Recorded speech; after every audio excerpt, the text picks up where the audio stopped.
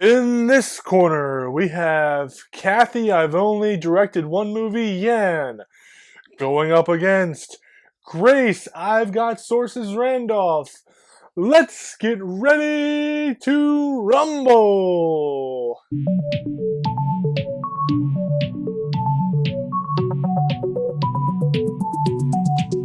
What's going on, my DC fans, and welcome back to another episode. I don't know if you've been following what's been happening at Twitter recently, but Grace Randolph, again, I don't watch much of her videos, but all I know is that when it comes to the Snyder Cut and everything, she's been like pretty much spot on.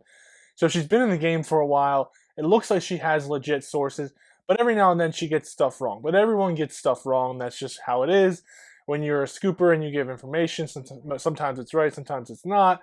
And, you should really trust your sources that you're getting the information from. And I'm pretty sure she's got good sources, but every now and then they fail her. Again, David Ayers has been talking up a storm on Twitter about his movie every single day. He's just like, it's like he's chomping at the bit for everyone to see his movie, which is great.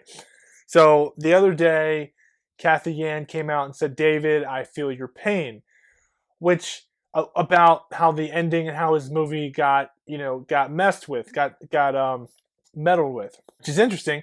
Cathy's saying that, I feel your pain. It's not fun. And it's interesting because it's like, damn, like, has WB been doing this to like all their directors recently, especially in the DCEU? It's crazy.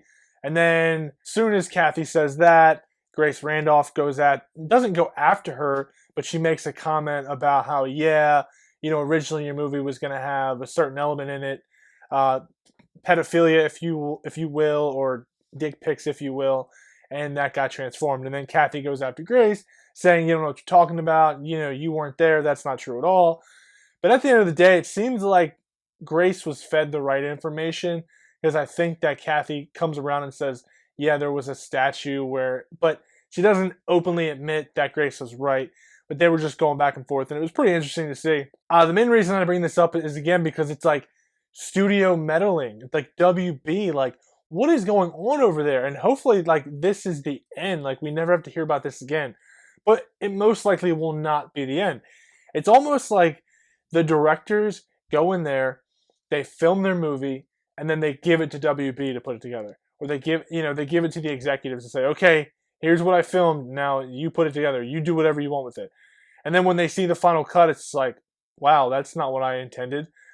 It's very crazy, and now it seems like Cathy is like the latest one to get her movie tampered with, which again is not good.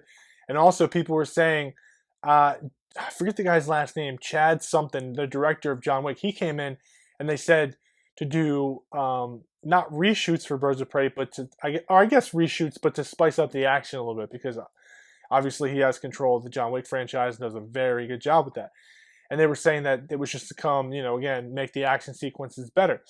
But now everyone's saying that, like, no, he came in to pretty much reshoot most of the movie, which is crazy. And again, we will get to the bottom of it, but right now, it's just like, what is going on? It was a Twitter war between Cathy and Grace, and I've got respect for both of them. I still believe Grace 90% of the time. As far as Cathy goes, I don't know why she was coming after her on that angle. Obviously, she's mad because her movie didn't do that well, and she's got other reasons as well, especially if her movie was messed with. So if your movie, as a director, if your movie is messed with, and then they put it out and it doesn't do that well, yeah, that's going to piss you off. It's going to bum you out and be like, "Oh, you guys didn't see my true vision." And that's what David Ayers is saying right now, is you guys never saw my true vision. So he's definitely the next movie to get released is the Ayer Cut. That is definitely the next one after Zack Snyder's Justice League. Next topic is filming is going to resume on the Batman. Robert Pattinson's Batman will start filming again in July. They have been approved. I believe they're filming in London, England. They are ready to go, which is awesome. And it makes me more excited now because I know a bunch of you die-hard Snyder fans, including myself.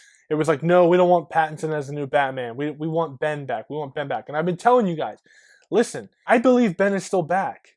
So we need to watch Zack Snyder's Justice League. We need to watch it to our eyes bleed. And everyone needs to subscribe to HBO Max or whatever way to watch that movie, because that's going to show them that we want Ben back as Batman. And there already is talks of him coming back. Apparently it was offered to him. Now they're just waiting to see what he wants to do with it. A series, a movie, whatever.